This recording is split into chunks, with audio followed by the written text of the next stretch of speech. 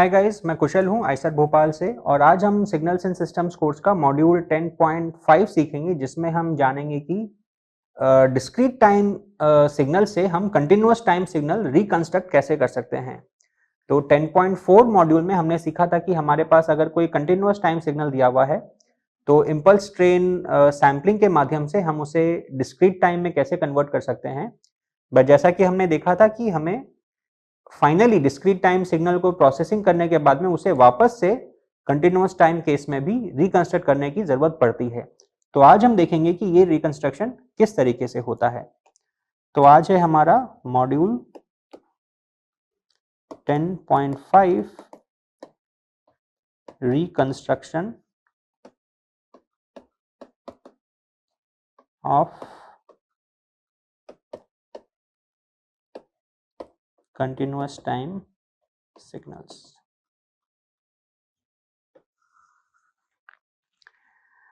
तो रिकंस्ट्रक्शन में जाने के पहले मैं आपको एक बार रिमाइंड करा दूं कि हमने पिछले मॉड्यूल में क्या देखा था। तो हमने एक सिग्नल लिया था g ऑफ t जिसको हमने इम्पल्स ट्रेन सैम्पलिंग किया था, जिसका मतलब है multiplication by impulse train k equal to minus infinity to infinity delta of t minus k capital T। और ये करने के बाद हमें एक सैम्पल्ड सिग्नल मिला था। तो फिर हमने इसे हमने क्या किया था, इसका फिर फूरियर ट्रांसफॉर्म लिया था। और जब हम इसका फूरियर ट्रांसफॉर्म लेंगे तो हमारे पास आएगा Gp of j omega is equal to 1 by t summation k equal to minus infinity to infinity g of j omega minus k omega s। आपको अगर डेरिवेशन ये याद नहीं है तो मैं सजेस्ट करूंगा कि आप पिछले मॉड्यूल को एक बार फिर से देखें ताकि आपको ये कॉन्सेप्ट एकदम क्लियर हो जाए। और ये जो ओमेगा एस है ये है 2 पाई बाई टी और इसे हम कहते हैं सैम्पलिंग फ्रीक्वेंसी।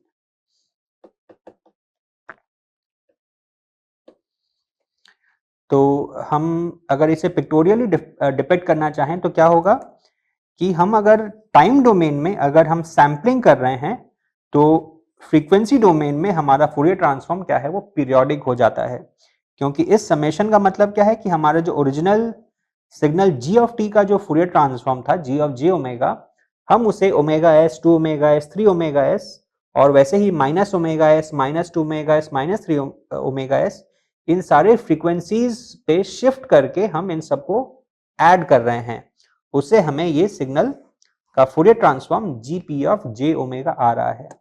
तो इसे अगेन हम अगर पिक्टोरियली अगर डिपिक्ट करना चाहें तो अगर ये हमारा टाइम डोमेन है, ये है हमारा g ऑफ t और ये कुछ एक आर्बिट्ररी सिग्नल है। तो इसे हम अगर सैम्पलिंग कर रहे हैं तो सैम्पलिंग करने से हमारे पास इस सिग्नल के सैंपल्स आ जाएंगे at equally spaced time intervals. तो ये है 0t 2t 3t and so on. वैसे ही ये -t minus 2t minus 3t and so on. और इसका हम अगर फूरियर ट्रांसफॉर्म लेंगे तो फ्रीक्वेंसी डोमेन में क्या हो जाएगा, ये अगर हमारा फ्रीक्वेंसी डोमेन है और ये हमारा सिग्नल था का फूरियर ट्रांसफॉर्म था g ऑफ j ओमेगा, वो सपोज कुछ इस तरीके से लगता था माइनस ओमेगा m से प्लस ओमेगा m। तो इसका हम अगर अब इससे हम अगर अब Gp of j omega omega निकालना चाहें तो हम क्या करेंगे, हम इस g ऑफ j ओमेगा को omega s omega 2s 2 omega s 3 omega s इन सारे फ्रीक्वेंसीज से शिफ्ट करके हम इन सबको ऐड कर देंगे। यानी कि ये हमारा सेंटर फ्रीक्वेंसी है अगर ओमेगा s, वैसे ही सपोज है यहाँ पे माइनस ओमेगा s, तो ये सेम सिग्नल हमारा शिफ्ट हो जाएगा और ये हो जाएगा omega s plus omega m और ये हो जाएगा omega s plus omega m। वैसे ही यहाँ पे भी ये कॉपी आ जाएगी जो कि होगा minus omega s plus omega m और minus omega s minus omega m। तो अभी हम अगर इसका अगर फूरियर ट्रांसफॉर्म निकाला हमने, तो यहाँ पे एक और चीज ध्यान में रखने की है कि जो जीपी ऑफ जे ओमेगा है वो इन शिफ्टेड सिग्नल्स का सम है scaled by a factor of 1/t।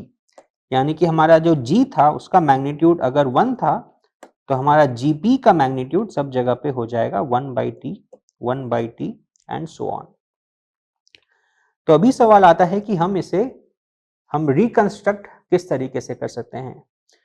तो जो सबसे सिंपल जो रिकंस्ट्रक्शन प्रोसेस होता है उसे कहते हैं zero order hold. Zero order hold का क्या मतलब है कि हमारा जो ये सिग्नल था उसके जो हमारे सैंपल्स थे यहाँ पे, हम उन्हें 0 से t टाइम तक होल्ड में रखें। यानी कि हमारा जो 0 पे जो वैल्यू था 0 से t तक हम एग्जैक्टली वही वैल्यू लें, फिर t से 2t एग्जैक्टली वही लें, फिर 2t से 3t वही लें। उसी तरीके से ये जो हमारा सिग्नल है ये इस तरीके से कई सारे छोटे छोटे रेक्टेंगुलर पल्सेस के सम से बन जाएगा। तो इसे कहते हैं जीरो ऑर्डर होल्ड। ये सबसे सिंपल प्रोसेस है सिग्नल को रिकंस्ट्रक्ट करने का। उससे जो नेक्स्ट स्टेप है उसे हम कहते हैं लीनियर इंटरपोलेशन।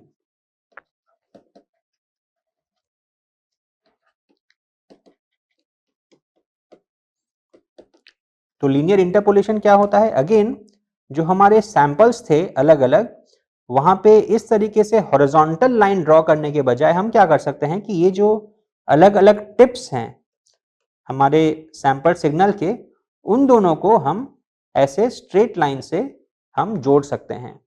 तो हम अगर ऐसा करेंगे तो हमारे पास कैसा आएगा, ये यहाँ से इस तरह से स्ट्रेट लाइन आ गई, फिर यहाँ से स्ट्रेट लाइन आ गई, फिर स्ट्रेट लाइन, फिर स्ट्रेट लाइन।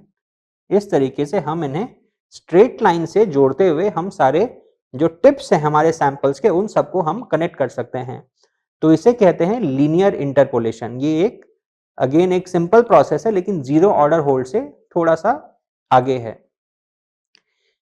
इसके अलावा हम और कई तरह के इंटरपोलेशन कर सकते हैं। मैटलैब स्पेशली अगर आप यूज करते हैं तो आप उसमें अलग अलग तरह के इंटरपोलेशन के ऑप्शंस देख सकते हैं। तो जैसे स्प्लाइन इंटरपोलेशन होता है, क्यूबिक इंटरपोलेशन होता है, कोई भी आप आर्बिट्ररी पॉलिनोमियल इंटरपोलेशन कर सकते हैं। तो इंटरपोलेशन का बेसिक मतलब क्या होता है कि आप कोई एक पर्टिकुलर मैथमेटिकल फंक्शन लीजिए, फिर ये जो सैंपल्ड सिग्नल्स के जो वैल्यूज हैं उन सारे वैल्यूज को लीजिए और फिर कर्व फिटिंग के माध्यम से आप उन पॉलिनोमियल के या उस फंक्शन के जो कोएफिशिएंट्स हैं उनकी वैल्यू निकालिए और फिर उस पॉलिनोमियल को या उस कर्व को यूज करके आप इन सारे जो पॉइंट्स हैं उनको आप कनेक्ट कर सकते हैं। पर ये जो प्रोसेस है ये उतना ज्यादा एफिशिएंट नहीं होता है और इसमें एक और प्रॉब्लम होती है कि आपने इस तरीके से इंटरपोलेशन किया तो उससे कोई गारंटी नहीं है कि आपके पास वही सिग्नल आएगा जो ओरिजिनल एक्चुअल सिग्नल था। हमारा जो रिकंस्ट्रक्शन करने का पर्पस क्या है कि हमें रिकंस्ट्रक्शन इस तरीके से करना है कि हमारा जो ओरिजिनल सिग्नल है हमें वो मिले, ना कि सम आर्बिट्ररी रिकंस्ट्रक्टेड सिग्नल। तो हम अगर ओरिजिनल सिग्नल को अगर निकालना चाहते हैं तो उसका जो प्रोसेस है वो बहुत ही सिंपल प्रोसेस है, जो कि आप इस ग्राफ से जिसका अनुमान लगा सकते हैं। तो अब सोचिए कि हमने g ऑफ t को क्या किया, हमने उसकी इंपल्स ट्रेन सैंपलिंग की जिससे हमें gp ऑफ t आया। फिर हमने जब उसका फूरियर ट्रांसफॉर्म लिया तो हमारे पास gp ऑफ j ओमेगा आया, which was a periodic version of the original signal g of j omega. तो अब अगर इस सारे पीरियोडिक सिग्नल से हमें अगर ओरिजिनल सिग्नल निकालना है तो हम क्या करेंगे कि इन सारे जो कंपोनेंट्स हैं उन सबको हम जीरो कर देंगे। और आपको याद होगा हमने फिल्टरिंग के बारे में सीखा था, लो पास फिल्टरिंग के बारे में। तो फिल्टरिंग क्या होती है? फिल्टरिंग होती है कि आपके पास जो फूरियर ट्रांसफॉर्म है आप उसे एक दूसरे फूरियर ट्रांसफॉर्म से मल्टीप्लाई कीजिए ताकि आपको जो रिजल्टेंट फूरियर ट्रांसफॉर्म है वो आपके सुटेबल कंडीशंस के हिसाब से मिल जाए। तो यहाँ पे हमारे कंडीशंस या स्पेसिफिकेशंस क्या हैं? यहाँ पे हमारे स्पेसिफिकेशंस ये हैं कि ये जो बाउंड्री है इसके अंदर में हमारा ओरिजिनल सिग्नल है और इसके बाहर में जो हमारे सैंपल्ड सिग्नल की जो कॉपीज हैं वो हैं जिनकी हमें जरूरत नहीं है। तो हम क्या कर सकते हैं कि हम एक लो पास फिल्टर ले सकते हैं जो सिर्फ इस फ्रीक्वेंसी रेंज में 0 है और जिसकी मैग्नीट्यूड है यूनिटी, और इस फ्रीक्वेंसी के बाहर में ये 0 है। तो ये हम ले सकते हैं ओमेगा सी, और ये है सम माइनस ओमेगा सी, और इसे हम लेंगे capital H of J omega.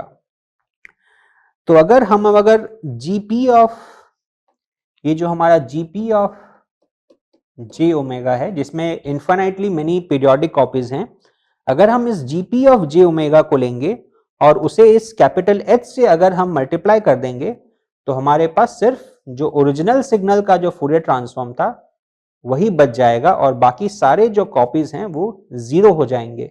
ऐसा क्यों? क्योंकि जो कैपिटल एच है उसकी वैल्यू इस फ्रीक्वेंसी रेंज के बाहर में 0 है।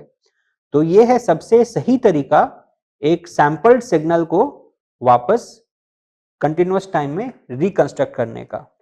यानी कि हम अगर इसे फिर से अगर देखें तो हमारे पास क्या था, हमारे पास एक ओरिजिनल सिग्नल था जी ऑफ जे ओमेगा इस तरीके से, जो कि ओमेगा एम और माइनस ओमेगा एम के बीच में था। हमने फिर इसे सैंपल किया तो इससे हमारी कई सारी इस तरह की कॉपीज बन गई centered at frequencies in which are integer multiples of omega s. और फिर हमें इससे अगर ओरिजिनल सिग्नल अगर रिकंस्ट्रक्ट करना है तो हम क्या करेंगे, एक लो पास फिल्टर लेंगे जो कि माइनस ओमेगा सी से प्लस ओमेगा सी तक जाता है, और ये है capital H of J omega. और हम अगर इस जीपी और इस कैपिटल एच को मल्टीप्लाई करेंगे तो हमारे पास आना चाहिए कैपिटल जी। तो उसके लिए क्या जरूरी है, जैसा कि अगेन आपको याद होगा कि जो हमारा जीपी का जो एक्सप्रेशन है उसमें एक 1 बाई कैपिटल टी टर्म भी आता है। यानी कि हमने जब सैंपल किया तो फ्रीक्वेंसी डोमेन में हमारा जो कैपिटल जी है वो 1 बाई टी से स्केल हो जाता है। तो वापस से वही सेम मैग्नीट्यूड लाने के लिए हमें क्या करना पड़ेगा कि जो h है उसका जो मैग्नीट्यूड है वो कैपिटल T होना चाहिए। तो यानी कि जो हमारा ओरिजिनल सिग्नल है उसका Fourier transform g of j omega is equal to gp of j omega into capital H of j omega. और capital H of j omega क्या है, वो माइनस ओमेगा सी से प्लस ओमेगा सी में constant है with magnitude capital T, और उसके बाहर में वो हमेशा के लिए 0 है। तो इसे हम अगर अब टाइम डोमेन में कन्वर्ट करते हैं तो क्या होगा, टाइम डोमेन में होगा g of t is equal to gp of t convolve with h of t। क्योंकि हम जानते हैं कि अगर फ्रीक्वेंसी डोमेन में हमारा मल्टीप्लिकेशन होता है तो टाइम डोमेन में हमारा कॉन्वोल्यूशन होता है। और जीपी ऑफ टी क्या था, जीपी ऑफ टी था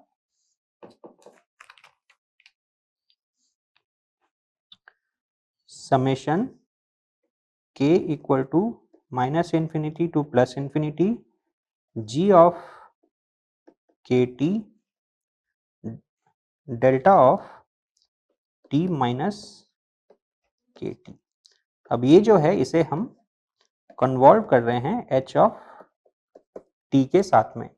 तो अगेन क्योंकि जो कॉन्वोल्यूशन है वो एक लीनियर ऑपरेशन है तो हम इस कॉन्वोल्यूशन को इस समेशन के अंदर ला सकते हैं और हम लिख सकते हैं this is equal to summation K equal to minus infinity to infinity G of K T into delta of T minus K T convolve with H of T. और अगेन जब हम एच ऑफ टी को इस delta function से convolve करेंगे तो हमारा result simply बन जाएगा summation K equal to minus infinity to infinity G of K T into H of T minus K T. तो अब ये सवाल आता है कि हमारा जो h ऑफ t है वो है क्या, क्योंकि एक बार हमें h ऑफ t अगर पता चल जाए तो उसे यहाँ पे सब्स्टिट्यूट करके हम g ऑफ t आसानी से निकाल सकते हैं। तो h ऑफ t क्या है, तो हमारा जो रेक्टेंगुलर पल्स है, जैसा आपको याद होगा कि हम अगर टाइम डोमेन में अगर रेक्टेंगुलर सिग्नल लेते हैं तो फ्रीक्वेंसी डोमेन में वो एक सिंक फंक्शन हो जाता है। तो अगेन फूरियर ट्रांसफॉर्म की डुअलिटी प्रॉपर्टी यूज करके हम ये कह सकते हैं कि हम अगर अब फ्रीक्वेंसी डोमेन में अगर एक रेक्टेंगुलर सिग्नल ले रहे हैं तो टाइम डोमेन में वो एक सिंक फंक्शन हो जाएगा। तो अगेन आप इस प्रोसेस को कर सकते हैं, और अगर आप इसका फूरियर ट्रांसफॉर्म अगर इवेलुएट करेंगे तो आपके पास क्या बनेगा, h of t is equal to capital T sine of omega c t divided by pi into T. ये है हमारा h ऑफ t। तो इस h ऑफ t को आप अगर लेके यहाँ पे समेशन करेंगे तो आप इस सम को अगर कंप्लीट करेंगे तो आपको g ऑफ t दोबारा से मिल जाएगा। लेकिन यहाँ पे एक सवाल आता है कि हम जो ये सैम्पलिंग कर रहे हैं क्या हमेशा उससे हम ओरिजिनल सिग्नल रिकंस्ट्रक्ट कर सकते हैं, यानी कि हमने जो यहाँ पे original signal g of t को लिया और उसको फिर इस तरीके से हमने कैपिटल T टाइम से हमने अगर उसको सैंपल किया तो क्या हमेशा ये संभव होता है कि हम उस सैंपल सिग्नल को रिकंस्ट्रक्ट करके ओरिजिनल सिग्नल ला सकें। तो इसका एक सिंपल जो इंट्यूटिव अंडरस्टैंडिंग है वो हम इस तरीके से देख सकते हैं कि सपोज हमारा कोई सिग्नल अगर था, सपोज g ऑफ t जो इस तरीके से धीरे धीरे मूव कर रहा था, और उसी के कंपैरिजन में हमारा एक और दूसरा सिग्नल है, suppose some g2 of t जो कि बहुत रैपिडली वेरी कर रहा है। और सपोज हमने जो कैपिटल T लिया है सैम्पलिंग का टाइम, सपोज हमने कुछ इस तरीके से लिया है, ये है 0, ये है t, ये है 2t, ये है 3t एंड सो ऑन। उसी तरीके से लेफ्ट साइड में भी -t, -2t and so on. तो हमारा जो g ऑफ t था वो स्लोली वेरी कर रहा था, तो हमने यहाँ पे जो सैम्पलिंग पीरियड लिया या जो सैम्पलिंग टाइम लिया उसे हमने थोड़ा ज्यादा लिया, पर उससे शायद कोई खास फर्क नहीं पड़ेगा क्योंकि हमारा g ऑफ t भी बहुत स्लोली वेरी कर रहा था। लेकिन जो g2 ऑफ t है वो बहुत फास्ट वेरी कर रहा है, तो हम जो हमारा जो ये जो टाइम था हम अगर इसके हिसाब से अगर सैंपल करेंगे तो हो सकता है कि हम g2 ऑफ t को वापस से रिकंस्ट्रक्ट नहीं कर पाए, क्योंकि जो हाई फ्रीक्वेंसी सिग्नल है उसके जो बीच में ये जो वेरिएशंस हो रहे हैं ये वेरिएशंस शायद हमारे मिस हो जाएंगे। यानी कहने की बात क्या है कि जो हमारा जो ओरिजिनल सिग्नल है वो अगर स्लोली वेरी कर रहा हो तो हम सैम्पलिंग टाइम को या सैम्पलिंग पीरियड को हम थोड़ा बढ़ा सकते हैं। लेकिन हमारा जो ओरिजिनल सिग्नल है वो अगर बहुत हाई फ्रीक्वेंसी पे हो, बहुत रैपिडली वेरी कर रहा हो, तो हमें अपने सैम्पलिंग टाइम को छोटा रखना पड़ेगा, क्योंकि हम अगर सैम्पलिंग टाइम को बढ़ा देंगे तो हमारे जो बीच में जो इतने सारे जो वेरिएशंस हो रहे हैं वो इंफॉर्मेशन हमारा लॉस हो जाएगा। यानी कि हम अगर किसी सिग्नल को सैंपल करके उसे रिकंस्ट्रक्ट करते हैं तो वो रिकंस्ट्रक्शन प्रोसेस पूरा हो कि नहीं ये दो चीजों पर डिपेंड करता है। वो ये है कि आपका जो ओरिजिनल सिग्नल है उसमें हाई फ्रीक्वेंसी कंपोनेंट्स कितने हैं, और दूसरा क्या हमारा सैम्पलिंग पीरियड अकॉर्डिंगली हमने चूज किया है। यानी कि अगर आप इस फिगर को देखें तो क्या होना चाहिए, जो हमारा जो सैम्पलिंग फ्रीक्वेंसी है वो है ओमेगा एस, तो हमने जो ये कॉपीज बनाए ये कॉपीज हमारे ओरिजिनल सिग्नल से सफिशिएंटली फार अवे होने चाहिए। अगर ये पास पास में होंगे तो हमारा जो ओरिजिनल सिग्नल है हम उसे रिकंस्ट्रक्ट नहीं कर पाएंगे। ये जो कॉन्सेप्ट है इसे हम नाइक्विस्ट सैम्पलिंग थ्योरम कहते हैं, जिसे हम अगले मॉड्यूल में सीखेंगे। Thank you.